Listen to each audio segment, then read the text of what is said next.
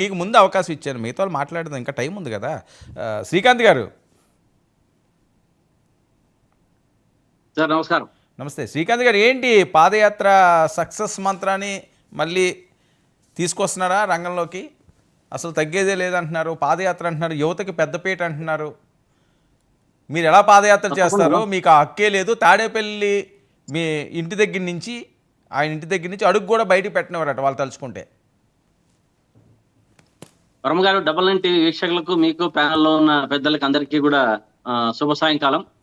మన మన ఇది నాయుడు గారు మాట్లాడుతూ ఏదేదో మాట్లాడుతున్నారు. నేను కూడా ఇప్పుడు అడగాల్సి వస్తుంది.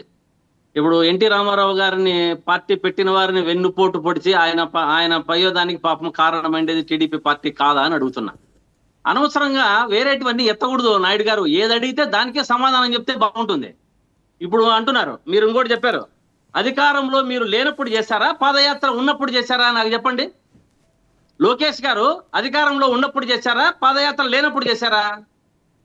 ఎవరైనా కూడా లేనప్పుడు అధికారం లేక రావాలనే చేస్తారు. కొంచెము బుర్ర ఆలోచిస్తే మాట్లాడితే ఆ విషయం మాట్లాడరు.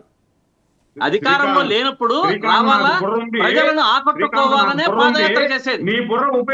అంతేగాని ఊరికి అనవసరంగా ఉన్నప్పుడు పాదయాత్రలు చేస్తుంటే ఇక్కడ అధికారము ప్రజలను పాలించకుండా పాదయాత్ర ఎవరు చేయరు, గుర్తుపెట్టుకోవాలి.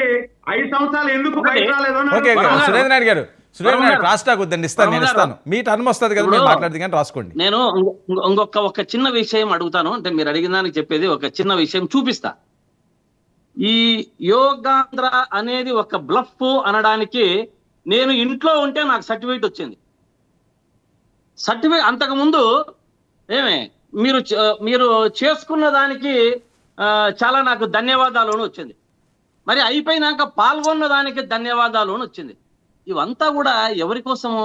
ఈ యోగాంధ్ర చేసిండేది వాళ్ళు. దాంట్లో కూడా మీరు అడిగిన దాంట్లో క్వశ్చన్లో ఉంది, ఈ యోగాంధ్ర వాళ్ళ రికార్డుల కోసం చేశారు కానీ ప్రజల ఆరోగ్యం కోసం చేయలేదు అన్నది సుస్ఫుటంగా ప్రజలకు అందరికీ తెలుసు. ఏదో అందరికీ పెట్టేసి ఉన్నవాళ్ళు, నాదాపు ఇంకోటి మా ఇంటి లైన్లో 5 ఏళ్ల కింద చనిపోయాడు, ఆయనకు వచ్చింది సర్టిఫికెట్. ఇది ఏ విధంగా నాకు అర్థమే కాలేదు. ఎట్ల రికార్డు, ఆయన శవాసనం వేశాడని ఇచ్చారేమో మళ్ళీ. ఇటువంటి బ్లఫ్ అంతా మామూలుగా పార్టికులర్ గా చేస్తున్నారు.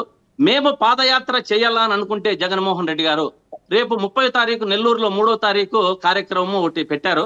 దానికి అక్కడ పంత నాయకులు ప్రగల్భాలు, హెలికాప్టర్ దిగనివ్వం. ఏమి మీ అబ్బ సొమ్మ రాష్ట్రము, ప్రజలందరిదే ఇది. ఎవరిది అనుకుంటున్నారు ఇది? జగన్మోహన్ రెడ్డి గారే ఇంటి దగ్గర నుంచి వెహికల్లో బయలుదేరారంటే నెల్లూరులో ఉన్న జనము కంటే డబల్ అయిపోతారు ఇక్కడి నుంచి పోవడానికే. తెలియకోకుండా అన్ని ప్రతి ఒక్కటి కూడా, గుంటూరు కానీ మన జరిగినటువంటి ఇష్యూలు ఏ కార్యక్రమం జగన్మోహన్ రెడ్డి గారు పోవాలనుకుంటే అక్కడికి అడ్డుకోవడము, అన్ని క్రియేట్ చేయడము, అందరినీ ఈ యొక్క ఇన్సిడెంట్లు జరుగుతూ ఉండేదే ఈ కూటమి ప్రభుత్వంతో వీళ్లే చేస్తున్నారు అనేది వర్మ గారు, దానికి ఏ డౌటు లేదు. ఉన్నదాన్ని లేనిపోని దాన్ని చెప్పుకుంటూ దీన్ని ఇటువంటి కార్యక్రమాలన్నీ వీళ్ళు చేసుకుంటూ పోవడం వల్లే ప్రజలలో ఇంకా రోజు రోజుకు వాళ్ళ సంవత్సరానికే వాళ్ళ గ్రాఫ్ పడిపోయింది. కాదండి, వాళ్ళు తలుచుకుంటే, శ్రీకాంత్ గారు వాళ్ళు తలుచుకుంటే అసలు అడుగు బయటికి పెట్టలేరట కదా గుమ్మంలో నుంచి. అది కూడా చూడమనండి, వాళ్ళకే ఛాలెంజ్ విసురుతున్నా అనుకోండి. మీకు ఛాలెంజ్ విసురుతున్నా అనుకోండి, చూద్దాం. రేపు ఎలా మీరు ఎప్పుడు డేట్ పెడతారు అనుకోండి. మమ్మల్ని కార్యకర్తలను మేమంతా దేనికోసం పోతున్నాం? రాష్ట్రంలో ప్రజలకు మీరు చెప్పినవి ఇవ్వలేదు, అవన్నీ ఇవ్వాలని పోతున్నాం.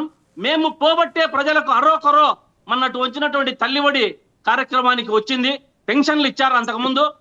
మేము తిరగబట్టే, ప్రజల పక్షాన నిలబడబట్టే ఈ తల్లికి వందనం అనే కార్యక్రమాన్ని కొంచెం అరోకరో వేయగలిగారు.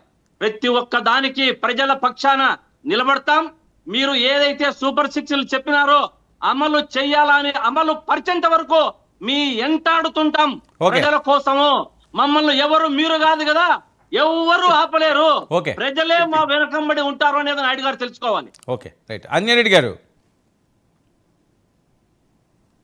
వర్మ గారు, ఆంజనేయుడు గారు